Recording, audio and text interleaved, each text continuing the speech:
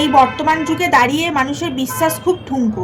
কেউ কাউকে বিশ্বাস করে না। তুমি যদি রাস্তায় অসুস্থ হয়ে পড়ো, নিয়ে যদি কাউকে হেল্প চাও না, যে তুমি দাও 10 টাকা দাও হেল্প করো, বা একটু ফোনটা দাও ফোন করবো হেল্প করবো, কেউ কাউকে ফোন মানে হেল্প করবে না। তুমি যদি বলো যে আমি এখন টাকাটা নিয়ে আসিনি, তোমাকে ঘরে গিয়ে টাকাটা দিয়ে দেবো, এখন তুমি আমাকে এটা দাও, কোনো যদি অচেনা মানুষকে জিজ্ঞেস করো না, কেউ কাউকে হেল্প করবে না।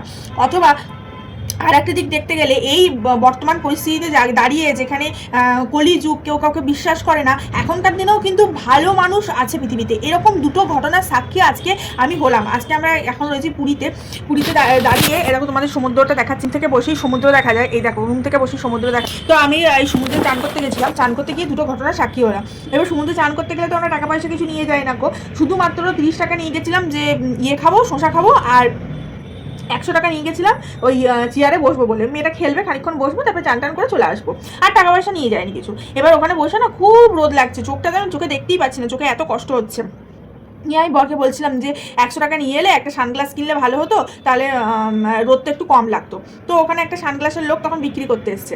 নিয়ে আমার বর বললো, আমরা যে হোটেলে রয়েছি একদম সি বিচের ওপরে তো হোটেলটা, তো এইখান থেকে মানে ওইখানে যেখানে আমরা বসে রয়েছি সেখান থেকে হোটেলটা দেখা যাচ্ছে। তো আমার বর বললো যে এরকম আমরা হোটেলে রয়েছি, সাগরিকা হোটেলে রয়েছি, একদম সামনেই দেখো, আর 26 নম্বর রুমে রয়েছি, কিন্তু আমি টাকা নিয়ে আসিনি।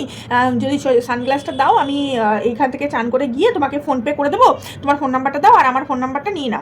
তো একজনকে বললো, অনেক করে রিকোয়েস্ট করা হলো, সে বললো আমি হোটেল চিনি না, হবে না, হ্যাঁ না ত্যানা, বিশ্বাস করলো না, নিয়ে চলে গেল। নিয়ে আমি আমার বরকে বলছি যে দেখেছো তো, আজকালকার দিনে কাউকে বিশ্বাস করতে নেই, মানে বিশ্বাস করতে নেই, বা কেউ কাউকে বিশ্বাস করে না, এটা হচ্ছে ঘোর কলিযুগ। এখনকার দিনে বিশ্বাস খুব ঠুনকো।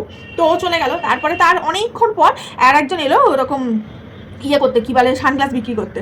তো ও সানগ্লাস বিক্রি করতে এসছে নিয়ে, হ্যাঁ ওকেও তাই। আমি বলছি ছেড়ে দাও, আর বলো না, ও যা হচ্ছে। আমার কি হয়েছে, আগে আমি তো ইউটিউব করতাম না, বেশি ইউটিউব করার জন্য চোখে রোদ লাগলে আমি চোখে সহ্য করতে পারি না। আমার সানগ্লাস আছে, আমি নিয়ে এসেছি, কিন্তু আমি চান করতে যাওয়ার সময় নিয়ে যাইনি, কিছুই নিয়ে যাইনি, শুধু মেয়ের খেলনা কটা নিয়ে গেছি, ওই 130 টাকা নিয়ে গেছি, বললাম যেরকম। তো